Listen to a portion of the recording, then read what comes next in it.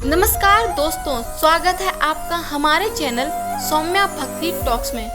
दोस्तों, आज हम आपको एक ऐसी यात्रा पर ले जा रहे हैं जो सिर्फ भूगोल की नहीं बल्कि इतिहास, आस्था और आत्मा की गहराई तक जाएगी। आज हम बात करेंगे कानपुर के हृदय में बसे एक ऐसे दिव्य स्थान की जहां समय थम सा जाता है, जहां गंगा की लहरें सदियों से पुरानी कहानियां सुनाती हैं। परमेट का आनंदेश्वर मंदिर। सोचिए, एक ऐसी जगह जहां हजारों साल से एक ही मंत्र गूंज रहा है, हर हर महादेव। ये सिर्फ एक मंदिर नहीं बल्कि एक जीवित इतिहास है, एक ऐसा ग्रंथ जो हर ईंट, हर पत्थर में शिवत्व की गाथा लिखता है। जैसे ही आप इस मंदिर के प्रांगण में कदम रखते हैं, आपको एक अलग ही ऊर्जा महसूस होती है। शहर का शोर पीछे छूट जाता है और एक अद्भुत शांति आपको घेर लेती है।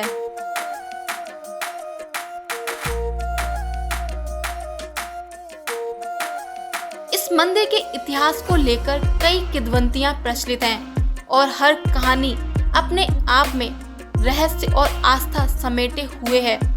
कुछ लोक कथाओं के अनुसार इस मंदिर का निर्माण महाभारत काल से भी पहले का है। जी हाँ, आपने सही सुना। कहा जाता है कि पांडवों ने अपने वनवास के दौरान यहाँ भगवान शिव की आराधना की थी।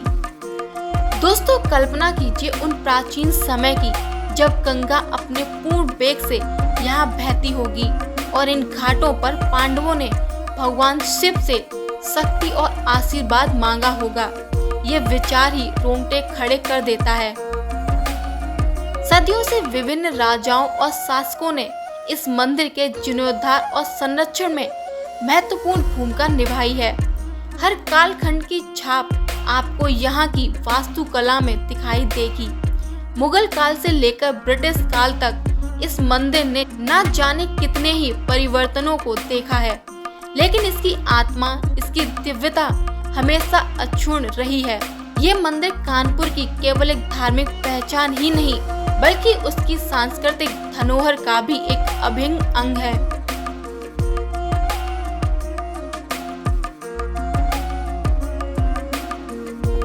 इस मंदिर का सबसे पवित्र और पूजनीय केंद्र आनंदेश्वर शिवलिंग है।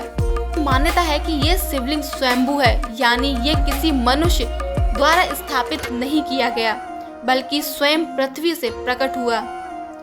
ये एक अत्यंत दुर्लभ और चमत्कारी घटना मानी जाती है। कहा जाता है कि शिवलिंग में अद्भुत ऊर्जा और शक्ति समाहित है। यहाँ आने वाले हर भक्त की एक ही कहानी होती है।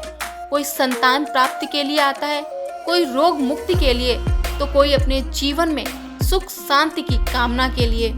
और ये सिर्फ कहने की बात नहीं है, यहाँ के स्थानीय लोग और सदियों से चली आ रही परंपराएं इस बात की गवाह हैं कि यहाँ सच्चे मन से मांगी गई हर इच्छा बाबा भोलेनाथ ने यहाँ जरूर पूरी की होगी।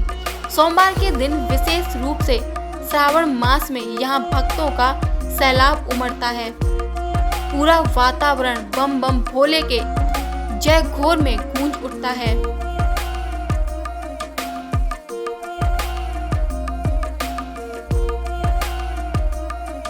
आनंदेश्वर मंदिर की एक और अद्भुत बात है इसका पवित्र गंगा नदी के तट पर स्थित होना। गंगा नदी, जिसे हम गंगा मैया कहते हैं, सिर्फ एक नदी नहीं बल्कि भारतीय सभ्यता की जीवन रेखा है। मंदिर से कुछ ही कदमों की दूरी पर स्थित गंगा घाट आपको एक अद्वितीय अनुभव प्रदान करता है।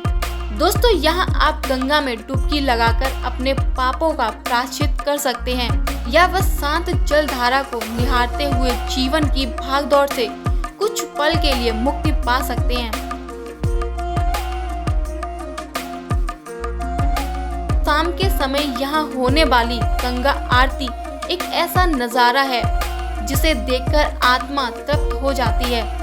सैकड़ों दियों की रोशनी, शंखनाद और मंत्रों की ध्वनि से ये पूरा वातावरण को अलौकिक बना देती है।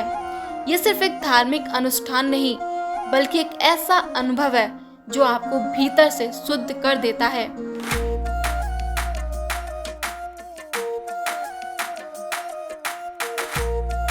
अगर आप सोच रहे हैं कि कानपुर की इस भीड़ भाड़ में आनंदेश्वर मंदिर क्यों जाएं, तो इसका जवाब सिर्फ आस्था नहीं, एक ऐसा स्थान है जहां आप अपने अंदर के शोर को शांत कर सकते हैं। ये एक ऐसा स्थल है जहां आप इतिहास को छू सकते हैं, प्रकृति की भव्यता को महसूस कर सकते हैं और सबसे महत्वपूर्ण, स्वयं को एक ऐसी ऊर्जा से जोड़ सकते हैं जो आपको सकारात्मकता और शांति से भर देगी। चाहे आप एक धार्मिक व्यक्ति हो, इतिहास प्रेमी हो या बस शहर की भागदौड़ से दूर कुछ पल शांति से बिताना चाहते हो, आनंदेश्वर मंदिर आपको निराश नहीं करेगा। ये कानपुर का एक ऐसा छिपा हुआ रत्न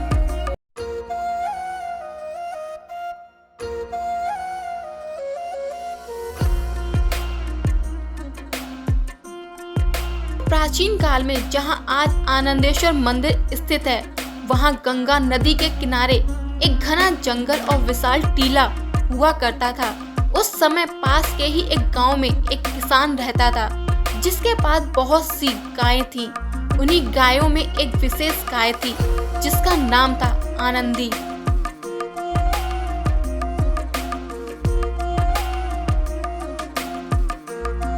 गाय का रहस्यमय तरीके से दूध का गाय होना।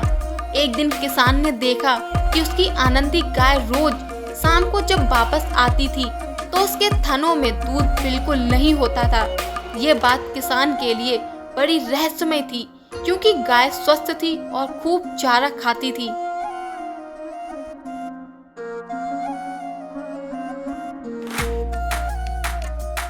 इस रहस्य को जानने के लिए एक दिन किसान ने आनंदी गाय का पीछा किया। उसने देखा कि आनंदी गाय रोज सुबह उस टीले पर जाती थी और वहां जाकर खड़ी हो जाती थी। जैसे ही वो टीले पर खड़ी होती, उसके थनों से अपने आप दूध निकलने लगता था और वो दूध उस टीले के अंदर समा जाता था।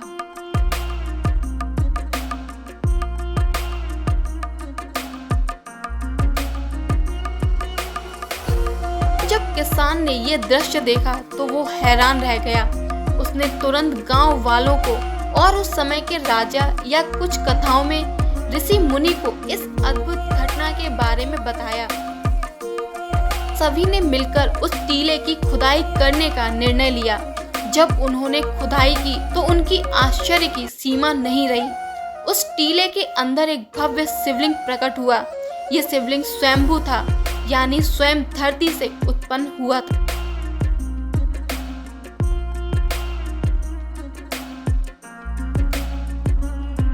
शिवलिंग के प्रकट होने से सभी लोग बहुत खुश थे और इसे भगवान शिव का चमत्कार मानते थे। ग्रामीणों और राजा ने मिलकर उस स्थान पर एक भव्य मंदिर का निर्माण करवाया। क्योंकि यह शिवलिंग आनंदी गाय के माध्यम से प्रकट हुआ था और गाय के दूध से प्रकट हुआ, इसलिए भगवान भोलेनाथ को आनंदेश्वर महादेव के नाम से जाना जाने लगा।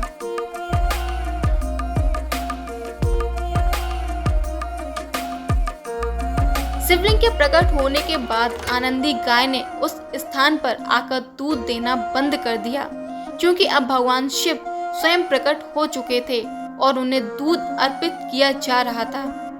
दोस्तों, ये कथा न केवल आनंदेश्वर मंदिर के नाम की व्याख्या करती है, बल्कि ये भी दर्शाती है कि इस शिवलिंग को कितना प्राचीन और दैवीय माना जाता है। ये कथा आज भी भक्तों के लिए गहरी आस्था और श्रद्धा का कारण है। हालांकि सरकारी शिलालेखों में इसके निर्माण को लेकर अलग अलग बातें मिलती हैं। कुछ रिपोर्ट के अनुसार ये मंदिर करीब 250 वर्ष पुराना बताया जाता है और इसका निर्माण सीमामऊ के जमींदार स्वर्णीय गोकुल प्रसाद मिश्रा ने करवाया था। लेकिन ये अभिलेख केवल उस समय के जीर्णोद्धार या बड़े पैमाने पर पुनर्निर्माण का रिकॉर्ड हो सकते हैं, जबकि मंदिर का मूल अस्तित्व इससे भी कहीं अधिक प्राचीन है। दोस्तों, आनंदेश्वर मंदिर केवल एक इमारत नहीं, बल्कि ये हजारों साल की आस्था, किंवदंतियों और इतिहास को अपने में समेटे हुए है। इसकी प्राचीनता ही भक्तों के लिए इसके प्रति श्रद्धा का एक बड़ा कारण है। तो दोस्तों ये थी हमारी कानपुर के परमेट स्थित आनंदेश्वर मंदिर की यात्रा। उम्मीद है ये वीडियो आपको दिव्य स्थान की गहराई को समझने में मदद करेगा और शायद आपको भी यहाँ आने के लिए प्रेरित करेगा। अगर आपको ये वीडियो पसंद आया हो तो इसे लाइक करें, शेयर करें और हमारे चैनल को सब्सक्राइब करना ना भूलें। मिलते हैं अगले वीडियो में, तब तक के लिए नमस्कार।